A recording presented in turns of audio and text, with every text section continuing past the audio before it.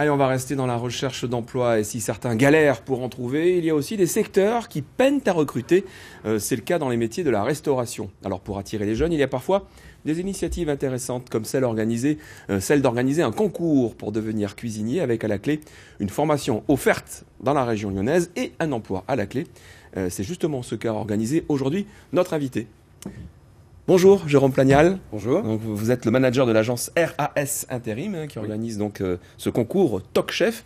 Il y a vraiment besoin d'organiser ce type d'opération séduction pour recruter dans ce secteur ? Oui. On est parti d'un constat. On a ouvert cette agence spécialisée hôtellerie-restauration en 2015 et on a commencé par constater effectivement qu'il était difficile de trouver des personnes formées pour les métiers de l'hôtellerie et de la restauration. Là, on se concentre sur la restauration. Donc, on a décidé tout de suite de s'investir du côté de la formation pour aider les chefs, j'ai envie de dire, à peupler leur cuisine. Et même en c'est vraiment un métier qui est en souffrance pour trouver des cuisiniers. C'est un métier qui est en souffrance, oui, je le confirme. On a à peu près 40 000 projets de recrutement par an en France sur ces métiers. Et à 60%, on parle de recrutement jugé critique. Donc oui. Alors, pour cette première, ça a démarré donc aujourd'hui, là, le recrutement. On peut pas dire que la mayonnaise a pris, pardonnez-moi l'expression, parce que vous attendiez à beaucoup plus de candidats. Oui, tout à fait. Vous attendiez combien de candidats ? On attendait idéalement une 50aine de candidats. Mon objectif personnel était d'arriver à une dizaine d'apprentis à la sortie.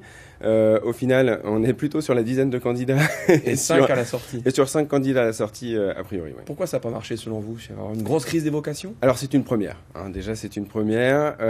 Il faut dire aussi qu'on a commencé un petit peu tard. Quand on voit l'affiche, là, c'est quand même des chefs lyonnais, ils sont connus, c'est eux qui sont parrains de l'opération. Oui, effectivement, pour les remercier, Grégory Félix, effectivement, du moment dans le 9e, Ludovic May des apothicaires, Florence Perrier du Café du Peintre, et puis Grégory Cuiron. Ce sont des noms connus, pourquoi ça n'a pas marché alors ? Alors pourquoi ça n'a pas marché ? On s'y est pris un petit peu tard, il faut quand même le dire, c'est une première.